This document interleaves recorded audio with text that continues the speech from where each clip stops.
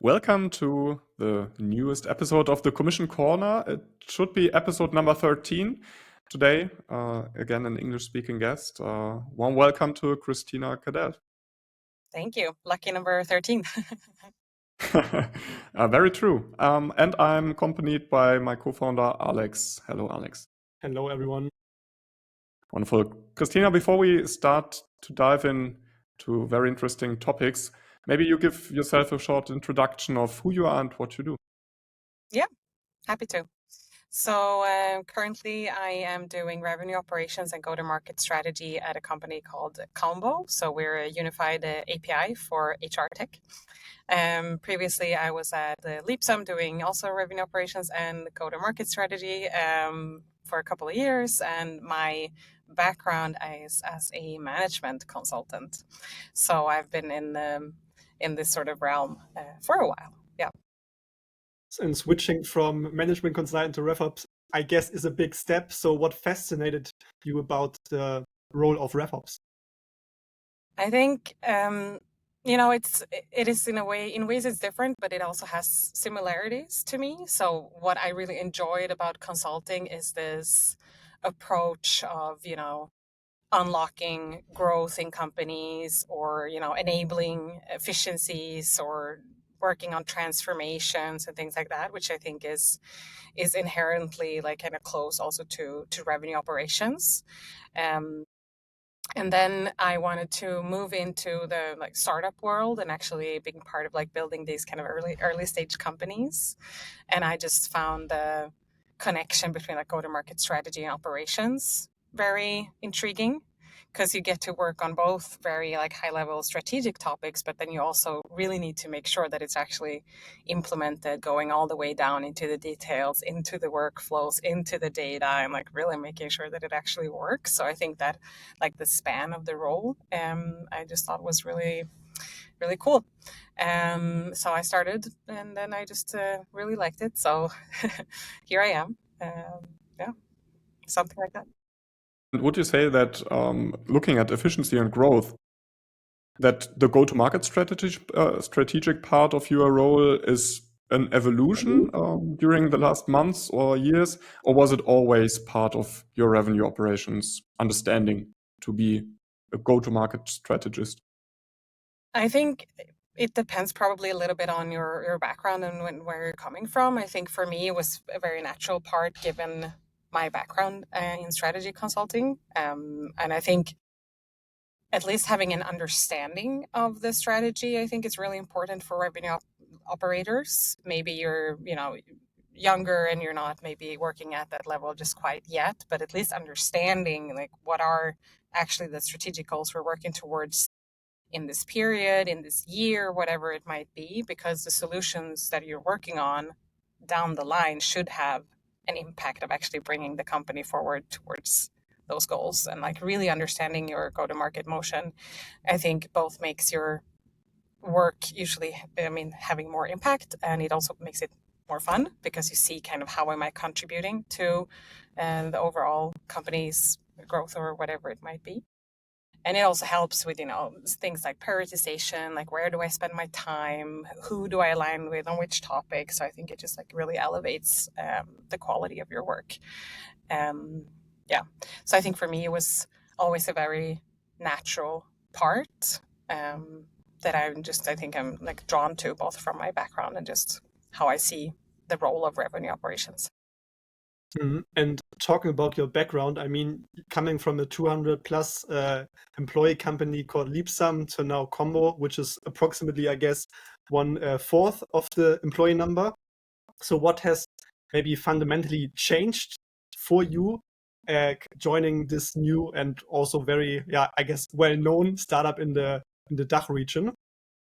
Yeah, I think if I look at my day-to-day, obviously it's a big change going from having a team of 7 people to being the sole kind of RevOps warrior, which is both enticing, but obviously sometimes also a challenge because you wish you could clone yourself so you could work on more topics, but capacity is what it is. And then I think the nature of the focus of being in an early stage startup is obviously so much different than being in a bigger company, whereas like really getting your hands dirty again and like really building from the ground up, which is something that I personally really enjoy. And so it's really exciting being in that kind of those early years. So yeah, I'm excited to. Back to the engine room. Yeah, exactly. Exactly. And within this engine room, what have your first steps been like? It's been, of course, a lot of just trying to understand the status quo, try to sit down, and I mean, that's a luxury with the team being relatively small, actually sitting down with everyone in the company to understand, what's your current focus, what's your role, what do you have kind of upcoming in the near future, to kind of see what's already cooking and kind of moving, so that you understand what's maybe coming down the line or things like that, or who to reach out to for certain problems. I think that's always a great first step, especially when your calendar is still relatively open and you're new to something. Other than that, I've been, digging through our CRM and tooling to understand how things are connected, how things kind of move through the systems, to understand what kind of data are we already gathering and what conclusions can I draw from that, where are there maybe gaps that we can start to kind of fill so that we can analyze performance better down the line. And then working very closely with the rest of the go-to-market leadership to understand like what are the strategic priorities now in the near term for H2, and then kind of the bigger goals for 2026 and onwards, and what the implications that have on our go-to-market, and then how can I support that from kind of a revenue operations perspective. So starting to build that more long-term roadmap, or whatever you want to label it. Do you already plan like a year ahead within a company? Or is it more dynamic? Because I guess, especially in a startup, a lot can change, and Yeah. 1 year ahead would be great to actually have the option to plan, in such way. But I guess the reality looks more dynamic, right? Yeah, I mean, I would say yes and no. So we are actually currently looking at 2026, of course, not at a super granular level, because I also don't think that makes sense for an early stage startup, because you have so many moving pieces. But trying to really agree on kind of what are the overarching goals and the big strategic bets that we think will, make us successful in next year, so that we have at least a joint kind of mental model of what needs to happen. And then when we come closer to the end of the year, having a more specific, maybe H1 plan, I think is like a good kind of time span, and then having that more like cyclical check-in. But I at least always believe in having like a shared North Star of what you think is going to be important. So we're all kind of pulling in the same direction, at least. And is there then one aligned KPI, like a company KPI that your sole or main focus is on? Is it revenue or growth, efficiency, margin? There's so much to incentivize and also to focus on. So interesting to see what you decided on. Yeah, so right now we're still mainly focusing on growth. But I think next to that, or like the number 2 goal, is still also then looking at efficiency, which I think is from a revenue operations perspective a really interesting KPI. So like looking at different types of like unit economics, or how can we think about, when we're scaling the team and not having to like add too much headcount, and like be smarter about our processes and making sure that the processes scale in a smart way. And maybe now talk a bit more about Kombo. You introduced Kombo as like a unified API for HR systems. So when we're talking about HR, it's like Personio, Factorial, HR Works, and so on. So what does the ideal customer profile for Kombo currently look like? Because I guess there are a lot of companies that need those integrations, Centify one of them. But yeah, I guess there are a lot of other companies as well. Yeah. And I mean, I think we're, precisely what you just said, I think is a very good summary of companies that we could definitely support. So companies where it's part of their like core offering to be able to offer these integrations. So and then where we can support, so you don't have to do it in-house. And I think the more you start, obviously, then scaling your end customers, the the more we can support you, because then you can, reduce your own internal complexity. So I think we're, precisely as you mentioned, we're selling into these other types of HR tech startups, scale-ups, typically, both SMB, mid-market, and the lower end of enterprise currently. Is there a specific industry or niche that you're seeing, apart from just generalizing HR tech? I would say mainly within HRIS and ATS companies, or then companies that need to integrate with HRS or ATS systems. So that's kind of. And I can imagine that when also expanding the company, not only in the European area, but also in US markets, for example, that your sales strategy needs some adjustments, thinking of compensation, sales compensation. Is there any reflection in that already, or do you incentivize all of your sales reps in an equal or similar way? Currently, it's kind of equal across the team. We are looking at how we're going to scale the team, and I think next to that is obviously then revisiting, does the current commission structure hold up?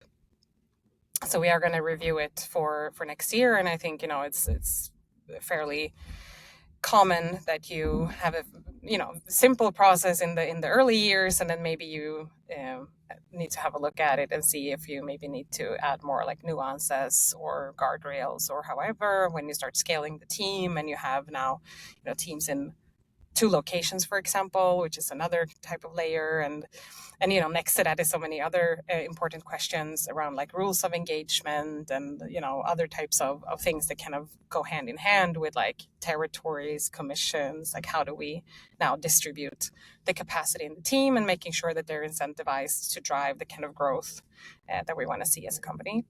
So we're definitely also looking at this, taking a strategic look at this as a company right now, as we're growing the team. And you also mentioned that you mentioned multiple markets, and from your experience, I mean, Leapsum, for example, has operated in Europe, I guess, and also the US. So I guess it's also a perfect fit for your new role, because as far as I'm informed, that Kombo is also now expanding into the US, or has started the expansion.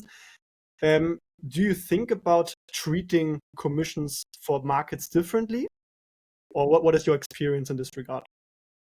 Yeah, I think it's a tricky question, to be honest. And I mean, if you have insights, which I assume you have, would also be interested to hear your perspective, because what we have been discussing also previously is, how efficient can we expect the reps to be? And, can we really expect that much higher of like output, given that the OTE is that much higher in the US versus Europe, for example, and you're talking about setting maybe quotas based on a OTE to quota ratio, for example. So like, what's realistic in that regard, and like how do we create balance within the team? And I think it probably always goes back to it being contextual to your company and what you can actually realistically expect your reps to do, because obviously you cannot set quotas that are way too high, then it kind of defeats the purpose, because people will be demotivated. So I think you always have to put it in perspective of like what's actually realistic for these people to produce, and how mature are we in this market, like what kind of realistically can we expect them to close. And then there are different schools of thought, I think, whereas some people find it's more fair to have a similar OTE to quota ratio across regions, versus some might think it's more fair to have similar quotas because you can't expect to be maybe twice as efficient in a different market. So we have been discussing a bit back and forth actually on this topic, and for Kombo, the jury is still out on the question. So we're still actually deciding on that right now. Very interesting, because what we usually see is, and this is also, I guess, one of the main obstacles or challenges, defining realistic targets for a new market. Because for you now, it's basically just that. It's a completely new market. You mentioned that also salary ranges in the US, especially in tech sales, are much higher compared to Europe. Yeah. So simple question, why not go with a deal participation, like a percentage of every deal that closes, to just gather information first? Have you also considered this? Yeah, so I think that's a good way to approach a new market. I think it's like basically treating it almost like it's a little, team within the team, and just having that kind of to learn as you go. I think that's actually a good way to go about it. It's like basically doing the groundwork for future iterations, but without any data. It might be tricky to set realistic targets, and then maybe people that are joining in the US are not motivated, but say, hey, this is not realistic for the current setup. Yeah, because I think exactly what you're kind of leading on to is also like if you set the quotas very wrong from the beginning, either way too high or way too low, it also creates frustration in the team. It can be very difficult to adjust down the line, especially if you need to raise quotas because you maybe realize you set them way too low. So you don't want to, in Swedish, you say paint yourself into a corner. I don't know if that translates, but makes sense. Yeah, makes sense. Yeah. Yeah. So I think, my motto in anything commissions, I think, is always try to keep it as simple as possible if you can, because that's usually the best bet and usually goes over the best also with the teams. So don't create unnecessary complexity for yourself. Yeah. You also framed it like a team within a team. Like the regions really have impact on decision making when it comes to compensation, but also when it comes to sales motion. US markets are probably way differently approached as European markets or German markets. And it can also be an opportunity to test different types of incentives and then apply the best fit to the market. So assuming that the new hires are also located in the US, it could be more of a conflict if the sellers in Germany or in the DACH market are also selling to the US industries, then it could cause some more friction than like a real separated organization or team overall. Yeah, precisely. And I think that's always the tricky transition because, both here and Leapsum, and I think that's kind of the usual approach that you start selling into X region, North America in this case, for kind of a long time before actually establishing a team there. So you already have people selling into that, people having it as your territory, and then you have to kind of redesign what does this now mean that we actually established the new office. So, as in any RevOps project, but especially when it comes to, I think, commissions and territories, which is very sensitive, it's a lot of just change management and making sure that you have buy-in from both your sales managers and the team early on, and trying to kind of mitigate this also from a cultural perspective. And if you should now sum up the trickiest part about commissions, what would you say are the most trickiest or the trickiest part also from your experience, maybe at Leapsum, where I think the sales team was 40 people, something? Yeah. And now at Kombo, I guess it's under 10? Yes. Yeah. Very good guesses. No, I think the trickiest part, that's a good question. From my perspective, I think it's finding that balance between what's like simple, straightforward, and motivating for the team and the reps, and still kind of making sure that you have the buy-in and alignment also from, finance, senior leadership, who usually wants to focus more on, maybe costs or trying to drive a very specific behavior. But I think, at least in my experience, the more kind of nuances and details, you just tend to maybe confuse people, or it just like after a while, it just starts to become like noise. So instead, trying to like keep it very straightforward to have like the visibility and all of these things for the end team. So striking a good balance, I think, between driving behavior and making sure that it also goes over well with the team. I think that's the one of the trickiest parts in my book, besides obviously like calculating what the quotas should be. I mean, that's always a fun part. Yeah, exactly. And what I'm interested in, as you work in this hybrid role of revenue operations and go-to-market strategy. Is there any way to measure the impact of a new commission scheme? Have you ever measured impact of a new commission model? We have in softer ways, I would say, in terms of checking in with the team, and as in like, what do you think of the current process and things like that, and kind of seeing how this actually is received. I would be very curious to hear if you have good ideas on how to actually measure like ROI on changing these things. I mean, of course, we have looked at average attainment and then payout, but that just tells you really, I mean, that it's also so contextual with other types of company performance during that period. But Yeah, so usually what we see, of course, let's say, is if you implement a tool such as the one that we are building, is of course time savings. But what we also were able to see is, let's put it very simple, you book one meeting more as an SDR, for example, because you have, let's say, the carrot in front of you, and you can always see what impact does it actually have to book this meeting. Yeah. So this is a way how we found out how to measure the impact. But of course, on a big scale, it's much more difficult. Also with attribution, does the lead come from marketing, or is it actually a meeting that has been booked by the SDR? So there are a lot of factors that Greg and I are very well aware of, because we've also been in a hypergrowth environment, and especially if there are, let's say, SDRs and the paid ads team or marketing team fighting about this specific SQL, it also creates a friction.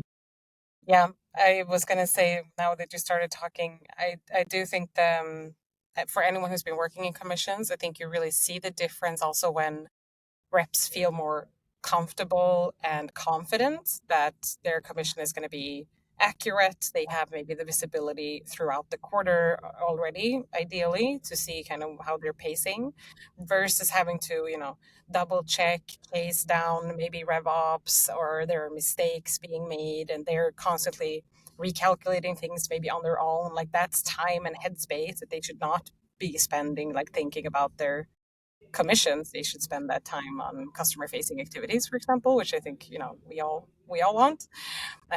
So I think having that also just like stability, visibility to build that like confidence in the team, I think is really good ROI. This question also leads, as you mentioned, to alignment with finance department. So they probably want to see some sort of payroll forecast or similar.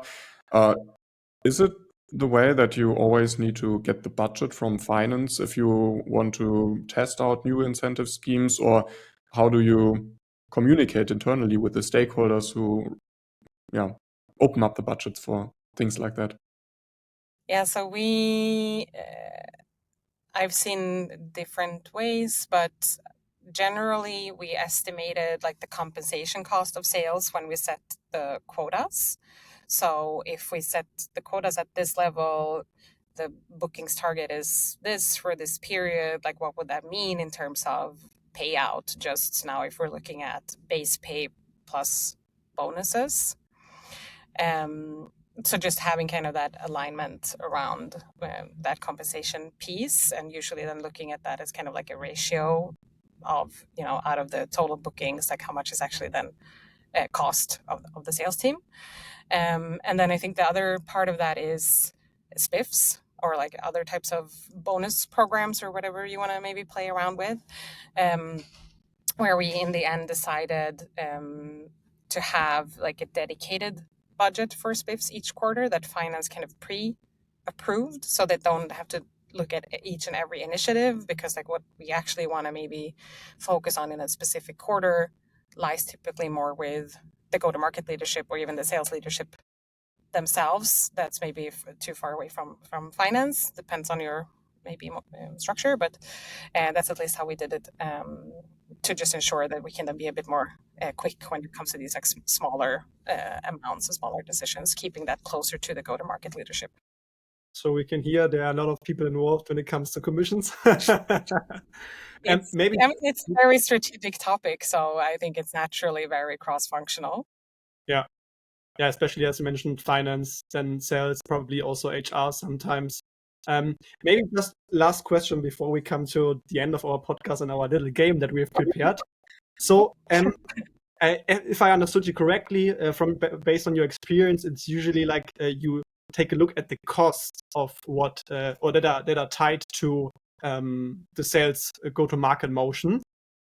And it is not the way that finance says, okay, we have a margin, let's say, of 80% for a SaaS tool. And so we are able to actually hand out, 15% for a sales rep on every closed deal. Is that also something that you've seen, or was it just always the first like the view on the cost instead of, let's say, hey, how much margin do we have, and we can basically allocate the 15% to the sales reps? I've seen both, and I think usually also doing kind of both exercises is pretty good as a sanity check. So thinking of it as both like a top-down and a bottom-up kind of perspective, just to sanity check, like how much margin do we actually have? How much do we pay out? Does that make sense? What would that mean for the quotas, and what would then average attainment be? So kind of, I think, always trying to look at it from different angles, different perspective, because I think that makes usually the end result stronger. So I think it's a good point. And I've seen it done both ways, and I think it's always a good sanity check to do. For the financial health of the company, especially. Yeah, exactly. All right. Yeah. Thank you so much for the insight on commissions, Kristina. So now we move on to the final part of our podcast, which is usually a game. We always play an either or game, and we just give you 4 questions, and you just should just decide with your gut feeling what you're going for. And these questions all revolve around the topic of commissions. And Gregor, I guess, has the first one already for you. Absolutely. So in your role as revenue operations and go-to-market lead, would you hand out a fixed income to your sales team or a commission-based model? Commission-based. I guess this was easy. And now the tricky part, would you rather tend to go with a revenue share, like a percentage of every deal, or an on-target commission that is tied to an OTE, probably?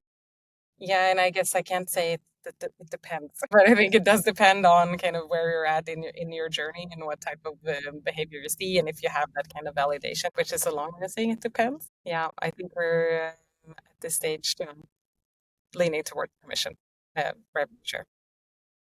All right. And looking at that type of commission scheme, would you put a cliff, like a minimum expectation to pay out commission, or would you work without any cliff?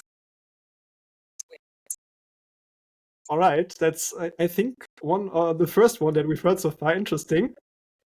I think maybe there was one more person, but usually we always hear cliff. But I've heard a lot of different opinions on this. I guess there's no right or wrong. There's just different opinions.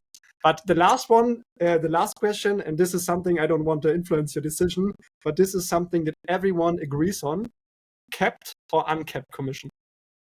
So now I'm scared that I'm again going to go against it. We're tied. Yeah, so you're in the team uncapped. That's good because everyone is in the team uncapped. But I guess there's no surprise here since we're talking about sales, and this is actually how you motivate also over performance. Yeah, exactly. Okay. Thank you, Kristina. We are coming to the end of our podcast. It was a really pleasure to have you here to learn more about revenue operations, go-to-market strategy, and how to create incentive schemes, not only for an expanding team, but one that is expanding into markets globally. Yeah, it was really cool. And thank you very much. Thank you. Thank you.